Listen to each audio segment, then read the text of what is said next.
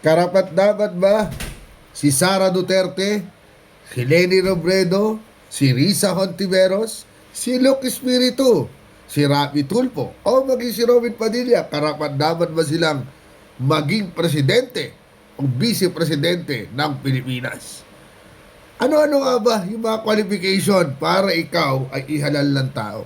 Siyempre gusto natin yung hindi tanga at hindi magpapahirap sa atin, dadagdag sa ating sakit ng ulo.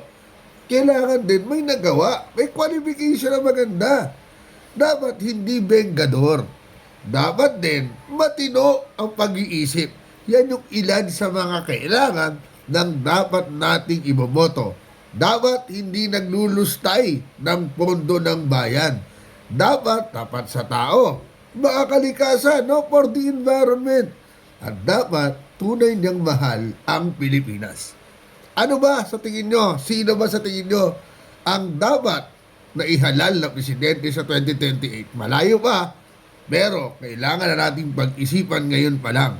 Dahil sa gitna ng problema ng bayan, kailangan matino naman at hindi nag-aaway-away ang ating iyo po. Comment lang mga kaboses. Padayon.